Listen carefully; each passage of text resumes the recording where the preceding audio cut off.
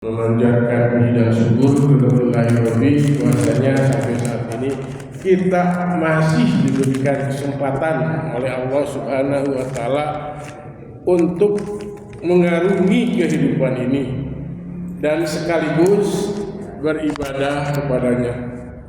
Dalam rangka mensyukuri nikmat Allah ini, mari kita sejenak mentafakuri ayat-ayat Allah, baik ayat qauliyah maupun ayat kauniyah. Dalam hal ini saya akan mengungkapkan yaitu tentang 3 orang yang doanya dikabulkan oleh Allah Subhanahu wa taala.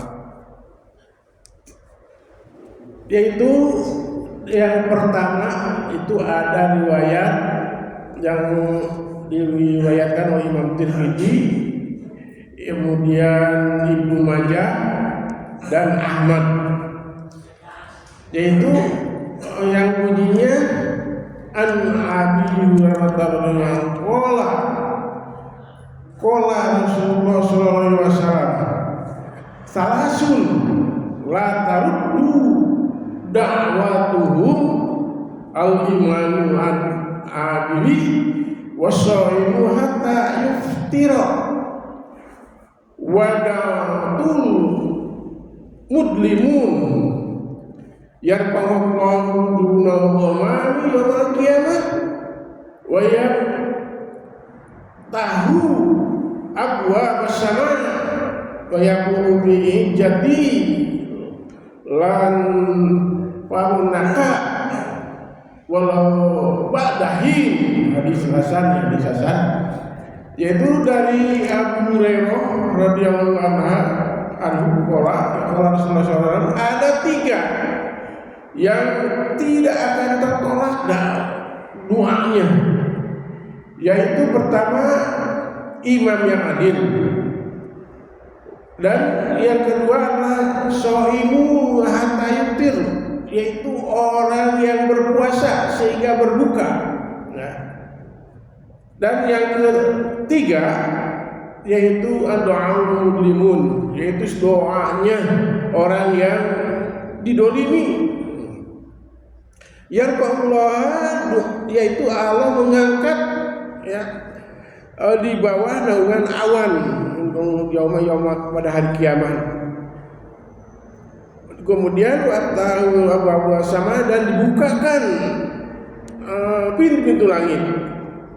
Dan wayaqulu, dan Allah berfirman biijati, demi keagunganku, la'an karonnaka, kami la'an soronaka, dan kami tidak pasti akan nolongmu walaupun dalam waktu sekejap.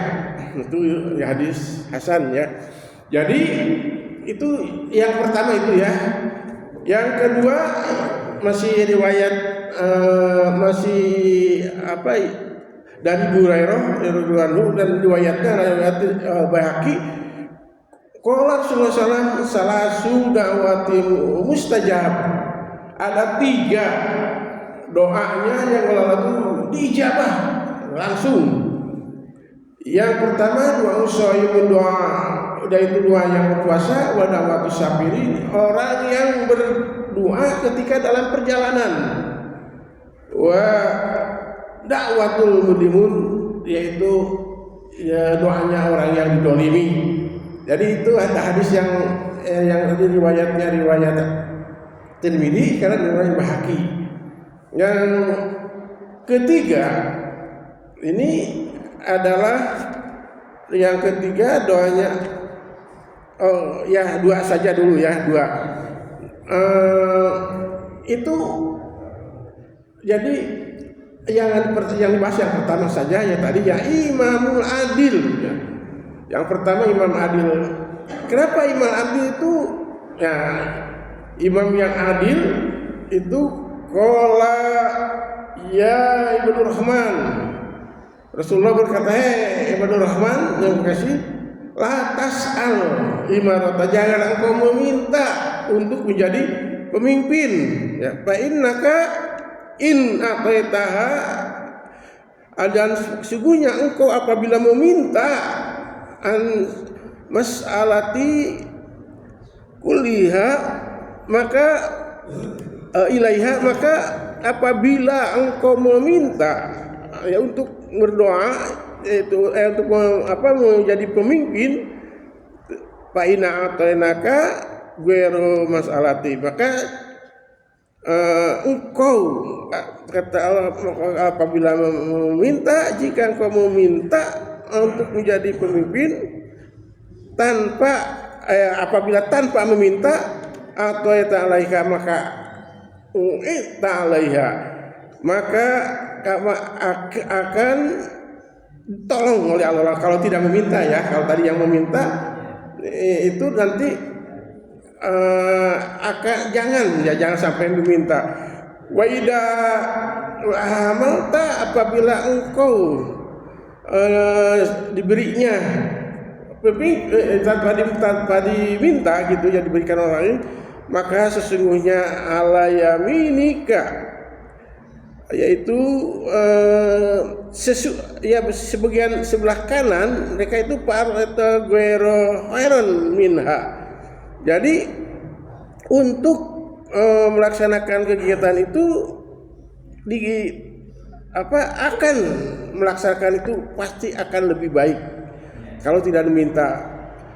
Maka parta yaminika wa atil ladhi wa hum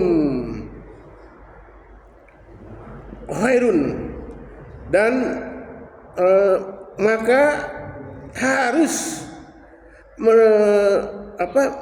menyampaikan sesuatu itu yang lebih baik, dan kemudian wa'ati khairu khairun, maka apabila kita itu melakukan sesuatu itu pasti akan ditolong oleh Allah Subhanahu wa taala. Itu dalam kalau pemimpin itu tidak diminta. Nah, yang kedua, ini bagi orang yang tadi yang pemimpin ya, yang pemimpin. Nah, dalam riwayat ini, riwayat yang ke-1, yaitu pemimpin yang adil itu adalah orang yang bijaksana dalam memimpin, mampu mengambil keputusan dengan tepat dan benar, selalu mempertimbangkan, kemudian selalu untuk kepentingan umum di atas kepentingan pribadi. Ini adalah pemimpin yang baik. Kemudian dalam suatu riwayat yaitu Umar bin Abdul Aziz, itulah contohnya ya, pada dan kemudian Ali bin Abi Thalib itu contohnya ya, dan kemudian dalam suatu riwayat yaitu riwayat Bukhari dan Muslim yang bunyinya kulukum ra'in wa kullu ra'in mas'ulun an ra'iyatihi, dan setiap pemimpin akan ditanya atau dipertanggungjawabkan tentang kepemimpinannya. Nah, yang ketiga adalah yang didolimi ya, yang didolimi. Ini tadi ada suatu riwayat ya, tapi ini mungkin ketinggalan ya, tapi bunyinya seperti ini. Hati-hatilah, kata Rasulullah SAW, terhadap orang yang didolimi ya. Jangan sampai kita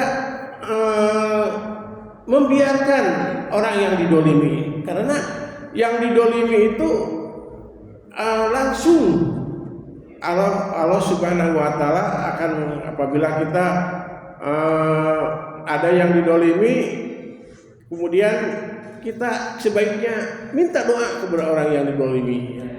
Minta doa orang yang didolimi, minta doa, jangan, atau juga ya jangan sampai menyakiti orang yang didolimi. Ya, kalau menyakiti nanti dia berdoa yang jelek untuk kita, itu pasti kita akan kena batunya.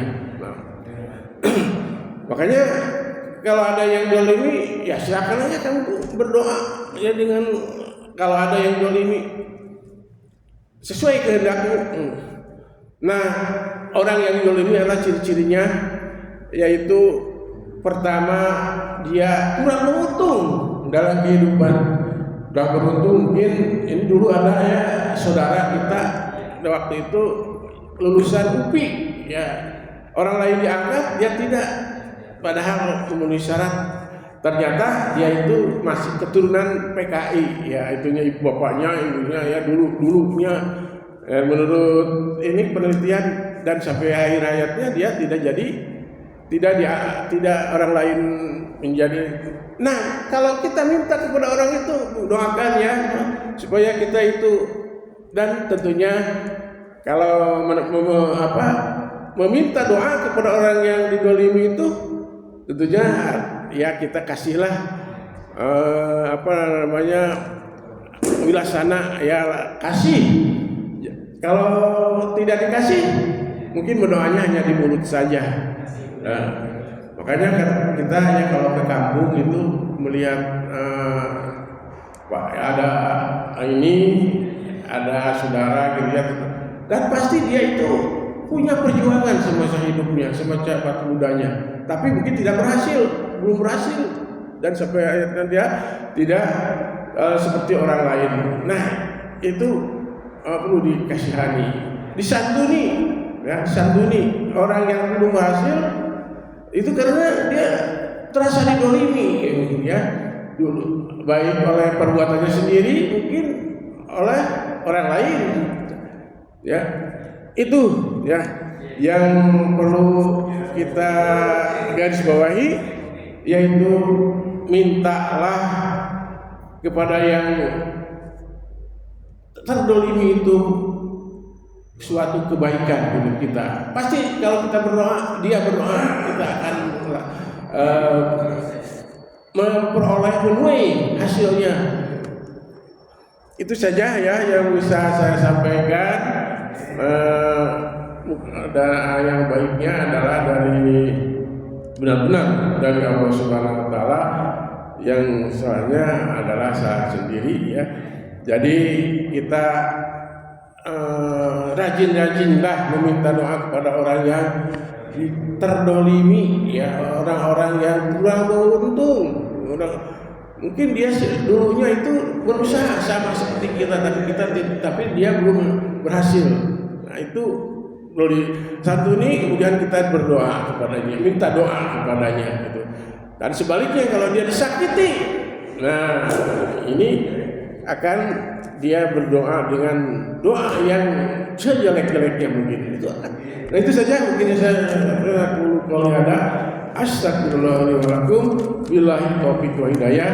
Wassalamualaikum warahmatullahi wabarakatuh.